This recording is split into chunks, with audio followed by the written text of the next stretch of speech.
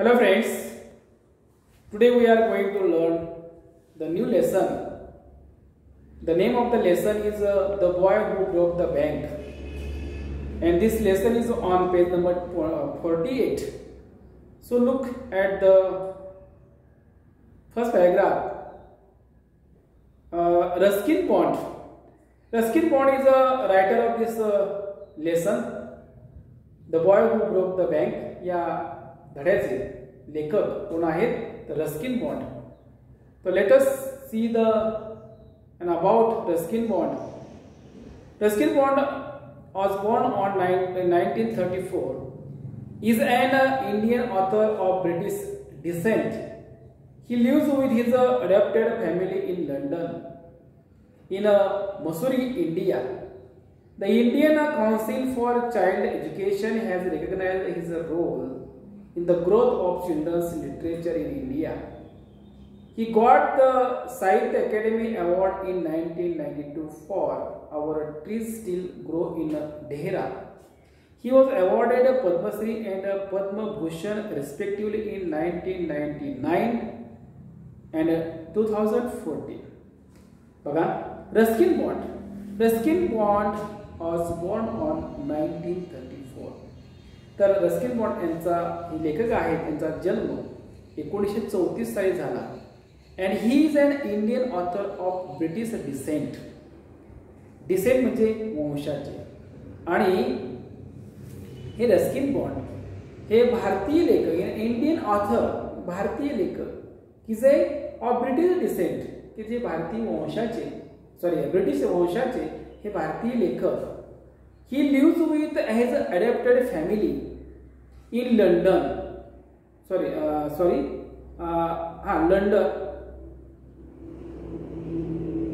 London in Missouri, India. तर भारतातील मसुरी या ठिकाणी एका दत्तक फॅमिलीमध्ये ते राहत होते. The Indian Council for Child Education has recognized his role in the growth of children's literature in India. तर बाल साहित्याच्या विकासामध्ये रस्किन बॉन्ड यांचा खूप मोठा योगदान आहे असं म्हटलं जातं. आणि म्हणूनच ही गॉट द साहित्य academy Award in 1992 for Our Trees Still Grow in Dhera. तर Our Trees Still Grow in Dhera यासाठी त्यांना 1992 साली साहित्य अकादमीचं बक्षीस किंवा पुरस्कार त्यांना बहाल करण्यात आला किंवा मिळाला. He got the साहित्य अकादमी अवॉर्ड in 1992. 1992 मध्ये त्यांना साहित्य अकादमीचा पुरस्कार मिळाला. Not only he got the Sahitya Akademi award but also got the Padma Shri as well as Padma Bhushan award in 1992, 1999 and 2014.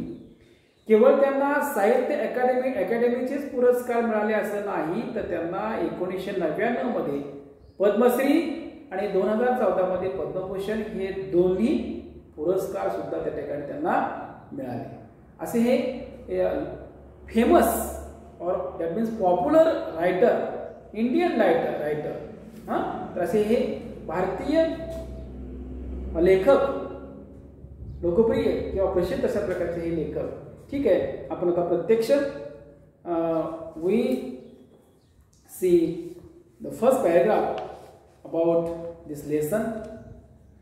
Nathu grumbled to himself as he swept the steps of the Pimple Nagar Bank, owned by Seth Govinda Ram.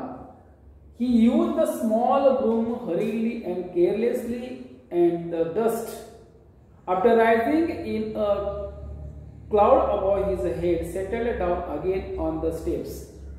As Nathu was banging his pan against a dustbin, Sitaram, the washerman's son, passed by. बघा, Nathu the first character in the story, Nathu. Nathu grumbled to himself as he swept the steps of Pimpalnagar Bank owned by Seth Govinda Ram. The Seth Govinda Ram is the second character in the story. First character is Nathu, second character is Seth Govinda Ram. तर सेठ गोविंदराम यांच्या स्वतःच्या मालकीची एक पिंपळनगरला bank होती आणि त्या बँकेच्या पायऱ्या झाडण्याचं काम किंवा साफसफाई करण्याचं काम हा नतो करत होता, है की नाही. तर त्या बँकेच्या पायऱ्या झाडत त्या ठिकाणी तो चिडला होता. ग्रम्बल्ड टू हिमसेल्फ, स्वतःवर चिडलेला होता. So he use the small broom hurriedly and carelessly, आणि म्हणूनच तो चिडलेला असल्यामुळं हरिडली ॲज वेल ॲज केअरलेसली तो घाई गडबडीनं आणि अतिशय निष्काळजीपणे तो काय करत होता, छोटासा झाडू त्या ठिकाणी झाडण्याचं काम त्या ठिकाणी आणि आपटण्याचं काम करत होता.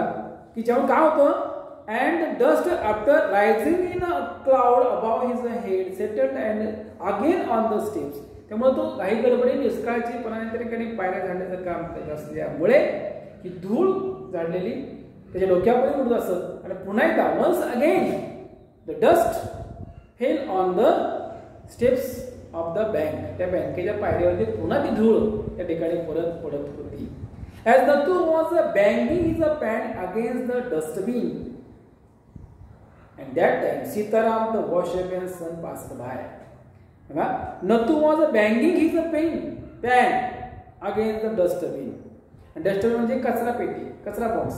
त्या कचरा पेटीवरती तो काय करत होता की सुपली जे आहे पॅन तो मोठ्याने आपटत असत. आणि त्याच वेळी ॲट दॅट टाइम बघा, when Nathu was banging in the pan against a dustbin that time Sitaram who was a washerman's son passed by. आणि त्याच वेळी तो त्याचं काम चालू असताना त्या ठिकाणी एक सीताराम नावाचा who was Sitaram was washerman son, एका धोबीचा मुलगा, त्या पास म्हणजे जवळून गाडी, पास बाय द नथू, त्या नथूच्या जवळ त्या ठिकाणी तो जात होता. असा हा Sitaram.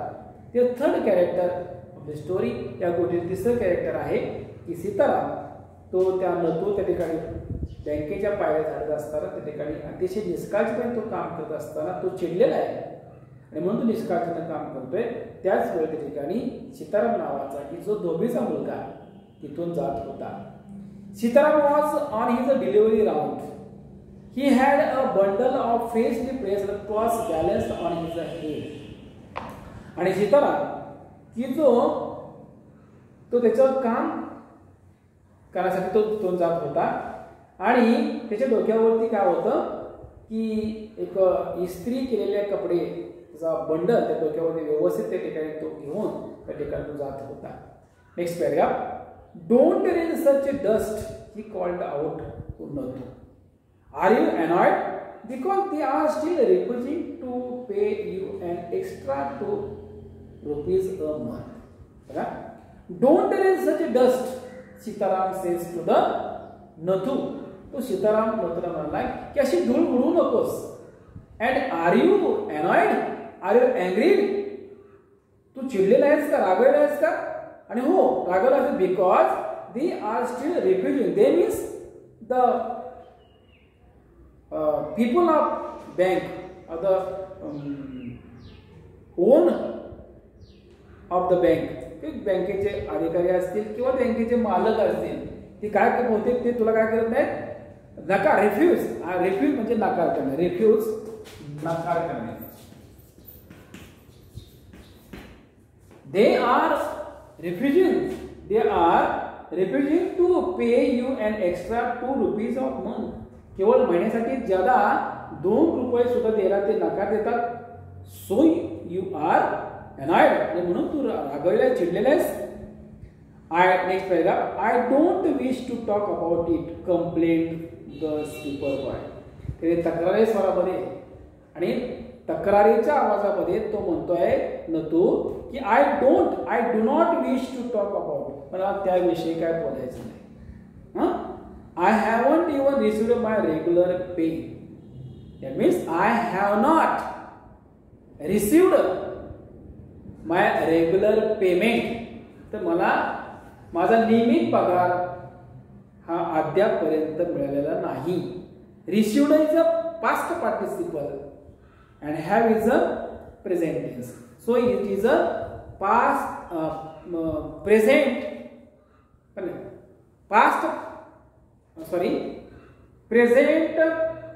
participle perfect tense, present perfect tense, present perfect tense हा पूर्ण वर्तमान काळ पूर्ण वर्तमान काळ आहे. पूर्ण वर्तमान कसा आहे तर have असल्यामुळे ते प्रेझेंट आणि past received is a past participle, so it is a present perfect tense, present perfect tense. तर हे म्हणून हे पूर्ण वर्तमान काळातलं वाक्य आहे की त्याला नियमित पगार मिळालेला नाही. Next page number 49. And this is the 20th of month. Who would think a bank would hold a poor man's salary? As soon as I get my money, I am off. Not another week. I work in this place. And Nathu banged the pan against the dustbin several times just to emphasize his point and giving himself a confidence. And this is the 20th of the month. आज या महिन्याची आज 20 तारीख आलेली आहे. Who would think a bank, who would think असं कोण विचार करेल का काय a bank would hold up a poor, hold up म्हणजे थोडक्यात थकवणे, hold up a bank would hold a poor man's salary.